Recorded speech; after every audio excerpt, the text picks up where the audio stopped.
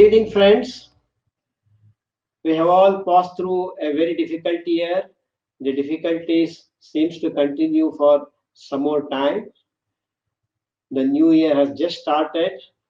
I take this opportunity to greet you all for a safe and secure new year.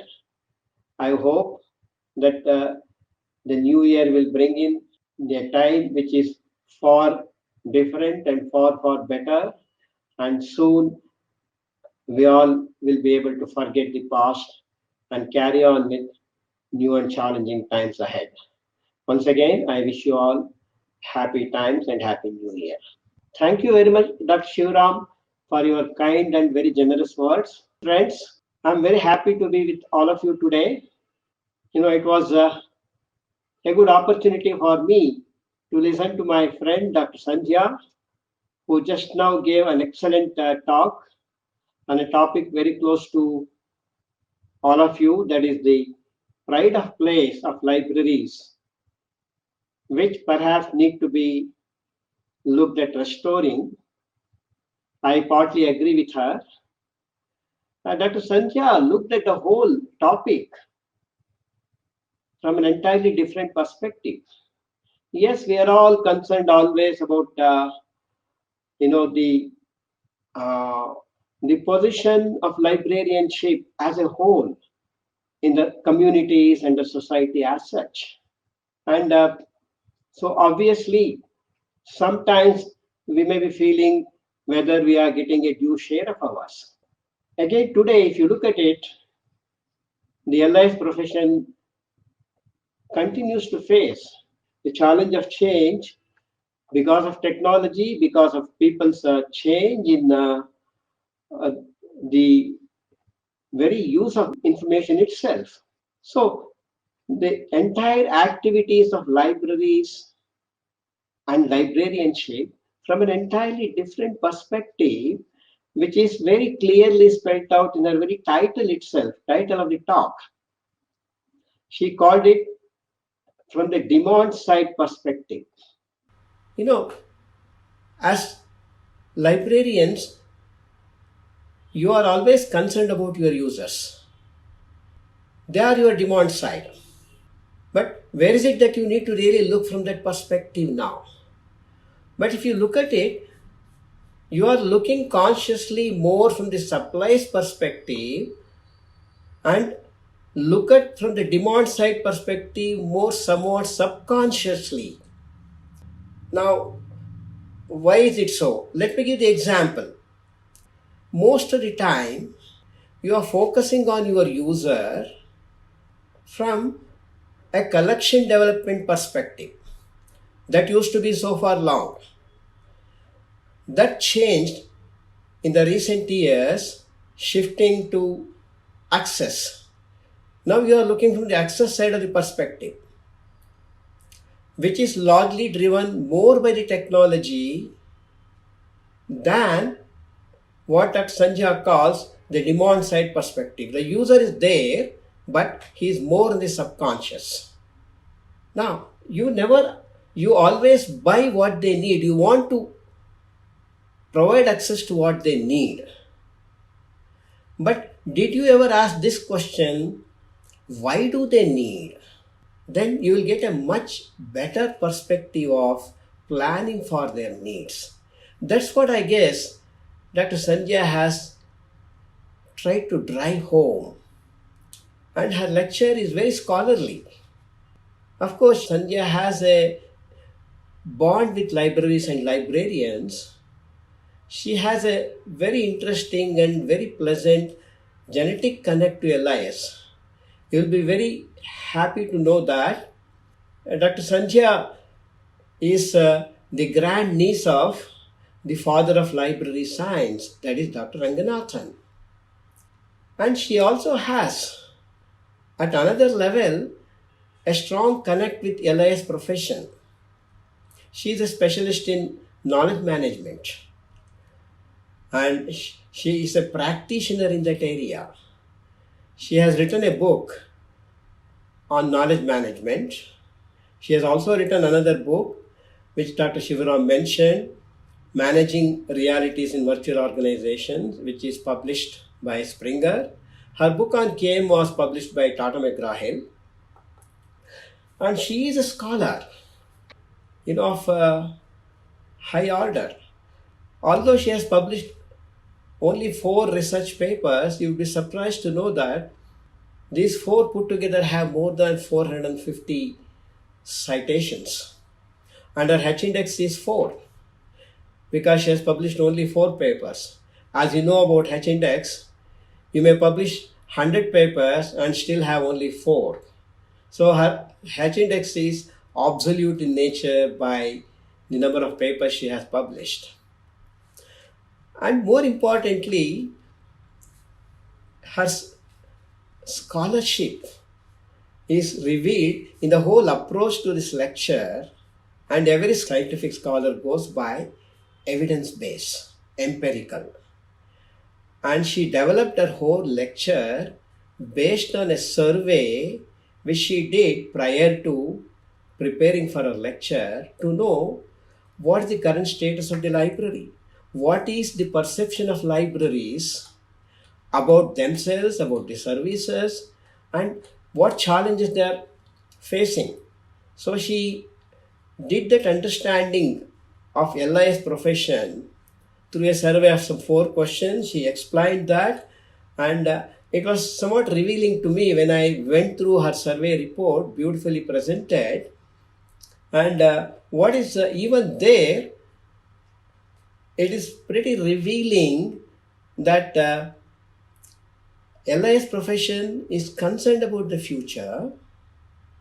And when it comes to it also, what is very happy about the whole thing is it has confidence. It knows, it has a clarity on what needs to be done to ensure a brighter future. That really is a very great, confident and optimistic view. Almost 72% expressed clear clarity in the concerns we have about. But when it comes to where they need to focus, prioritize, the first priority is improving the skill sets from the technology side. Yeah, that's very important. And the second priority is improving or reimagining or reinventing the whole range of library services they offer. Now, that is where you really need to look at more and more consciously from the demand side, and not exactly the way LIS profession did in the past from the collection side and the access side alone. And based on that survey, she put a question to all of you. A very simple and interesting question. Why do libraries matter to the industry? Of course, what she meant, why do matters to the life industry, when she used the word industry, is she refers to any organization. If you look at it, society spend enormous time and money and effort in educating people to become productively employed. Libraries, in my perception, are 2 things in this context. One is library is a knowledge center. All of us know about it. And the second is library is a learning place. So people go to acquire knowledge to libraries. People acquire knowledge during their academic studies and in their workplace, primarily with the objective of becoming productive, gainfully productive to the society through wherever they are employed. And what Dr. Sandhya brought out through her own studies is something very interesting. I was surprised by that. Every organization, including our own company, and not just the companies, every institution in the world have several concerns. The key concern is improving its performance effectiveness for better results, be it a university or be it a company. At the end of the day, if people perform effectively and produce better results, it will serve the good of the society at large.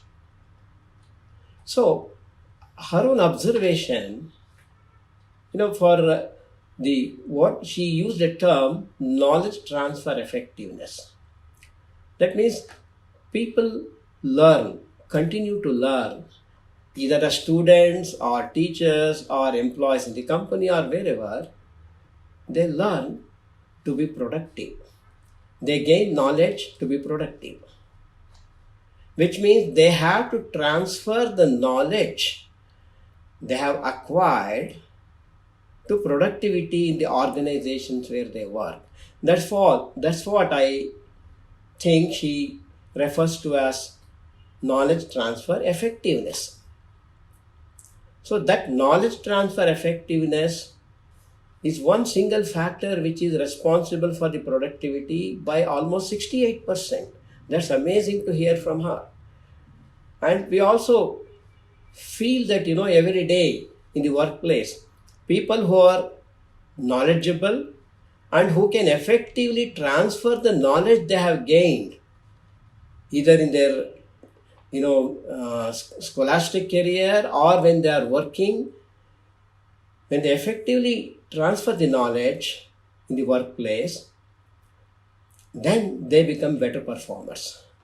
But the interesting fact is, in the knowledge transfer cycle, she also said that is another very, surprisingly a big concern, which we somewhat feel at times, but I didn't know that the real rate of transfer of knowledge between what you really absorb, what she mentioned in the whole process of delivery of knowledge, from delivery to understanding and replication and then putting it to use, the KT is only 2%, which means while we acquire knowledge, all of the knowledge really does not get transferred in the workplace to become productive and effective. And it happens, may be difficult to transfer, but a large part of what we have acquired as knowledge, if we are able to transfer effectively, then the organization sponsor. But why is it only 2%?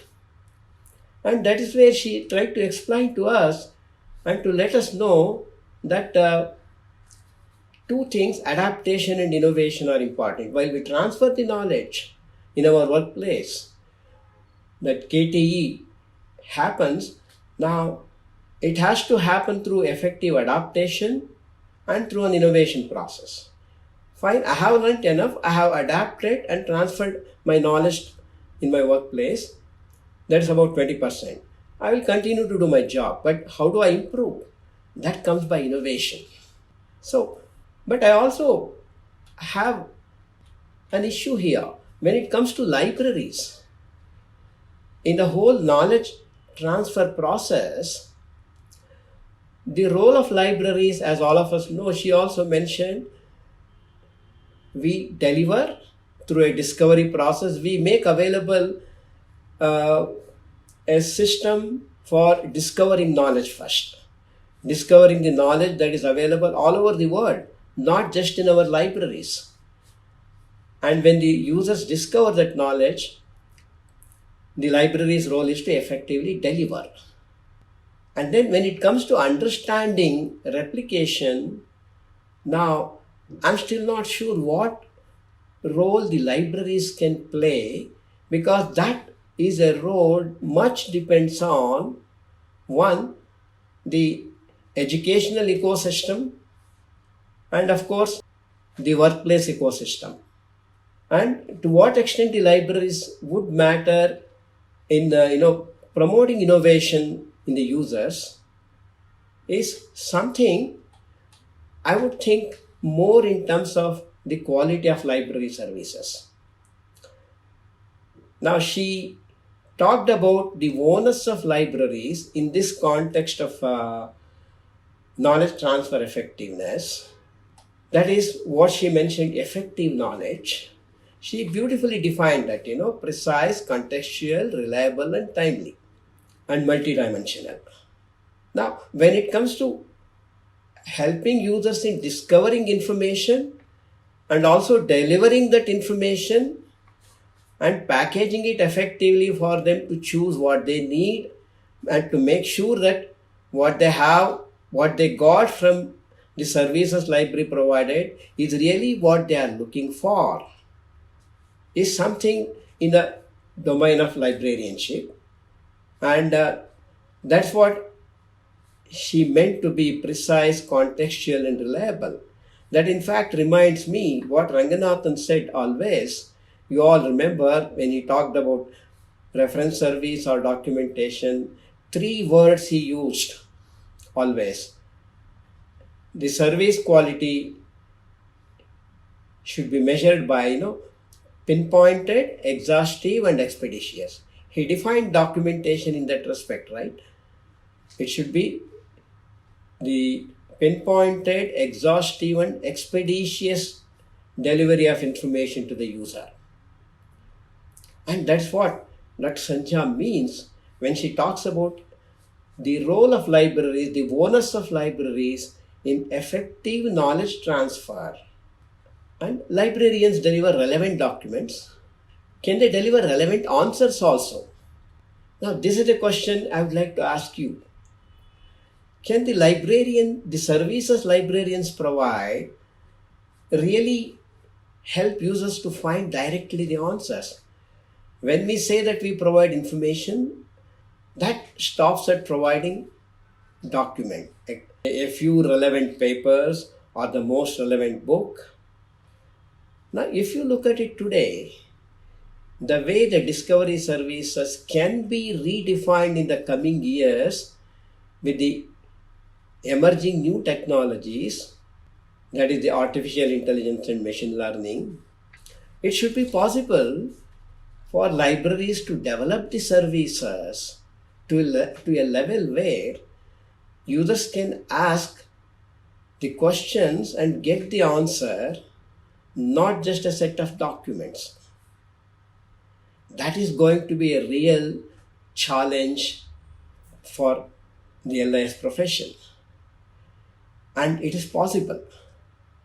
And when Dr. Sanjha says, when she tries to answer the question she put, what the kind of knowledge required, she says that the libraries should be truly knowledge centers. That means helping users to get the right knowledge they are looking for, answers to the questions that they are looking for, solutions to the problem they are looking for. In fact, years ago, you must have already heard about this. IBM came out with a machine, they called it Watson, which won hands down in a quiz program in US. They call it's a national quiz program. It's called Jeopardy. And in that program, two national champions participated against Watson. It was an intelligent machine. And it won hands down in all the rounds. And in the back end, what is that Watson? They put together a large collection of reference books, the Wikipedia and all other reference books. And based on AI, they developed this whole system where it could quickly answer the most difficult questions, which even those champions in quiz program were struggling to answer. Now, why I'm trying to say this is the technologies that are emerging today will greatly help librarians realize the dream of, going beyond just delivering documents, but can also help users to find the answers. We already were seeing it at the consumer level with things like Alexa and all that. Now, in the coming days, how you can make your libraries truly knowledge centers using these emerging technologies is something you really need to take it up as a challenge to become an effective knowledge transfer agency from libraries' role, which is an onus on all of you. So, which effectively means, obviously, the libraries have to reinvent librarianship. their roles and responsibilities, and not only that, what kind of libraries the, the both the current and the future generation will be requiring. So I would look at here a couple of things. One is in this to really reinvent, first you have to look from scholarship. Go back before, librarians have a strong connect with scholarship. In fact, librarianship emerged through the needs of the scholarship when you go back to even earlier days of Nalanda and Takshila. And so one is that connect with the scholarship will have to get stronger, which unfortunately has got diluted a bit over the years. Second, the domain. Acquire domain knowledge of whichever area you want to specialize. Virtually today you see the discipline of informatics emerging in all areas. You have bioinformatics, chemoinformatics, geoinformatics, and whatnot. So, knowledge of the domain in which you provide the knowledge-based services is critically important. And the third, of course, is technology, which I mentioned in an example. When I talk about the scholarship, the librarianship should really become a stronger part of the scholarship. When I say that, reminds me a very interesting story. You must have heard about Chanakya's Arthashastra, a great discovery that happened, and which world was taken aback on that. And very interestingly, this happened in Oriental Library of Manuscripts in Mysore.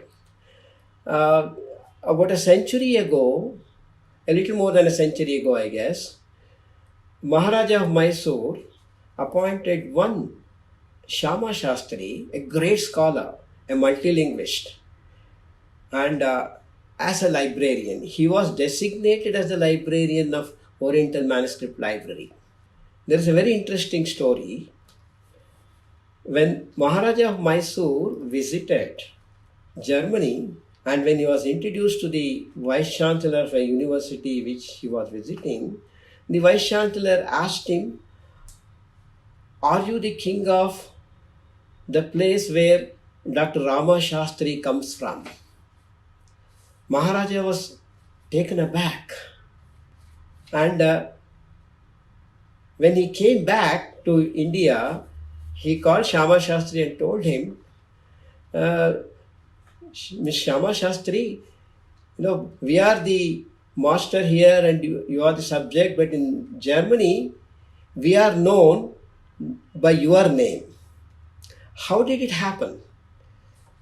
Shama Shastri, when he was appointed as a librarian, and the Maharaja told him, "Your responsibility as a librarian is to mine the entire knowledge in the library, hidden, and come out what is undiscovered." And Shama Shastri, in that process, was able to discover Chanakya's Arthashastra, which was hidden, and not only that, several such manuscripts which was brought to light and then republished and published in several languages. And later he was made the director of that institute. Now, that is the kind of librarianship we need today. And if you even you don't have to go too far back. Dr. Ranganathan, who became, who is the father of library science, whom we not just, remember every year on his birthday, but also adore him. He himself is a great scholar and a mathematician, and he became the librarian. So remember this one aspect, the librarianship will have to get closer in its bond with the scholarship. Friends, if we become stronger in scholarship, I'm sure that pride, the pride of place which Dr. Sandhya mentioned, certainly will be restored if you closely look at and address these three issues what I mentioned: scholarship, becoming an integral part of scholarship, acquiring domain knowledge of the area where you work, and third, of course, the technology again. And it was indeed a wonderful lecture. And in this realignment, what I called the profession and the professional association plays a major role. I must congratulate Dr. Konur by thanking him for inviting me for this program, for an excellent service the Academy is doing today in the last 4 years. And that really brings in strength to the profession, which should be encouraged wholeheartedly. So I really compliment you, Dr. Konur, and your academy for the series of lectures you have been arranging and a lot of programs you have been arranging, which is certainly excellent. So with this, I hope I haven't really made a long lecture. The presidential lecture should be much briefer. So I would also like to make one announcement before I close. All of you know that we have organized from Informatics along with three other organizations, LTC 2021, which is in its fifth year, and we had series of pre-conclave sessions. On 27th and 30th January, we have 4 days of conclave program. Each day will be just 2 sessions to make it convenient for people to attend. Most of you might be aware of it. I welcome you all again to join us at that program. One of the things that I would like to mention here is we have instituted an innovation award. As Dr. Sanjay said, the innovation, is so important for people to be very effective in knowledge transfer. So it's as much important even for libraries also. You will get more details to send you a nomination. I'm sure a lot of you must be doing a lot of innovation in your libraries. Do send you a nomination, and you may be getting the award. So with this, I once again thank LS Academy and Dr. Konur. I appreciate Sandhya's effort in really in some way bringing a new perception to our thinking. I'm sure we'll start looking at the demand side of more consciously than what we did so far. Once again, thank you all.